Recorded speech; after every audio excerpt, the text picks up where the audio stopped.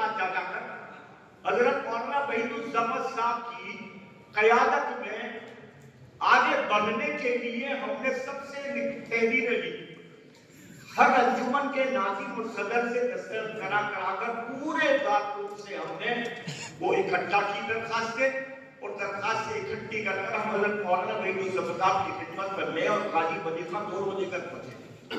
حضرت یہ تمام انجمنیں آپ سے قیادت کی بات کرتی ہیں کہ آپ ہماری رہنمائی فرمائیں، جمعیت الطلباء جو ہمارا حق ہے وہ ہمیں ملنا چاہیے۔ بہرحال یہ ساری چیزیں ہوئی ہیں، وہ قصہ پادینہ ہو گیا، میں اس کو چھیڑنا نہیں چاہتا، لیکن سچی بات یہ ہے کہ ان حضرات نے جو انقلاب آنے کے بعد جو کردار پیش کیا ہے، قاسمی خاندان نے، خدا کی قسم وہ ایک تاریخی حیثیت رکھتا ہے۔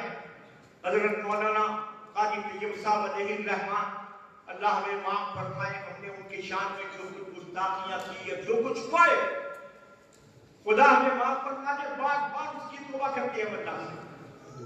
میں پاکستان گیا 82 کے بعد، تو میں بنوری ٹاؤن میں بیٹھا ہوا تھا، اسی وقت مجھے بنوری ٹاؤن میں حضرت خانی صاحب علیہ الرحمہ کی وفات کی خبر ملی۔ میں اس وقت کتنا بے چین اور کتنا برکت کر رویا ہوں، میری آنکھوں سے آنسو جاری ہو گئے اور میں چکر کے رونے لگا۔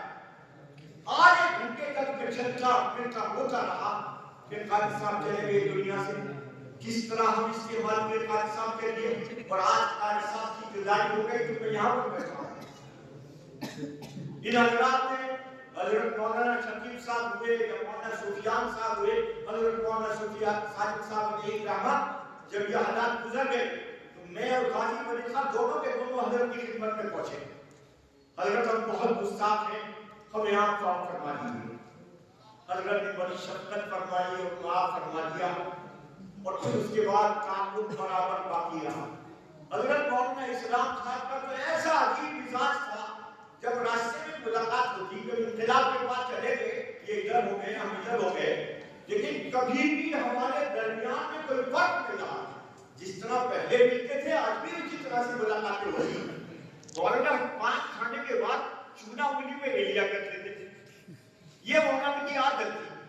تو جب کبھی بھی ملاقات ہوتی، میری چونا انگلی میں لکھا ہوتا، بھائی ہاں بھائی بولی اسلام آج کیا یاد آئے، کس کے چونا لگانا ہے یار، میں بتا کر ان سے مولانا سے بھی کہتا، لیکن مولانا کبھی بھی اس کا جواب نہیں دیتے، چپ چاپ میرا جملہ سن لیتے اور اپنا پھر جو ہے ہنسی اور مذاق کے ساتھ آگے کو بڑھ جاتے۔ تو یہ عجیب ہمارا تعلق رہا مولانا سے۔ کبھی کبھی میں انہیں ہاں بھائی مولوی صاحب کبھی کی جگہ ارے مولوی تم گڈی ذرا سن تو لے یار، اس انداز میں مولانا کو مخاطب کرتے، لیکن کبھی بھی اس بندے کی پیشانی پہ ناگواری کا اظہار نہیں ہوا، ہمیشہ محبت اور پیار کے ساتھ میں اسی طرح چلے گئے۔ جب بیمار ہوئے تو مولانا بدر اسلام صاحب نے بتایا کہ حالات بہت خراب ہے، آ جاؤ، تو میں آیا ملاقات کے لیے۔ طبیعت میں کچھ تھوڑا سا انچیا تھا، تو بے تکلف بات کی میرے سے، اور پھر کہا یار بتاؤ اطہر کا کیا حال ہے۔ خیر میں نے اطہر لطیف پوری ایک بہت ہی قریبی دوست سے مولانا کے سمیت میرا تعلق تھا، ان کا بھی تعلق تھا، میں نے جب یہ اطہر کو ملا کے مولانا سے بات کرائی اطہر لطیف پوری کی، تو یہ اپنے دوستوں کے ساتھ برابر روابط مولانا کے اسی طرح باقی رہے جس طرح انقلاب سے پہلے تھے۔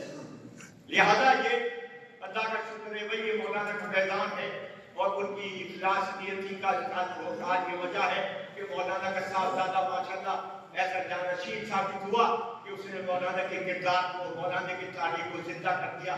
اللہ انہیں اس کی بہترین کا اجر دے۔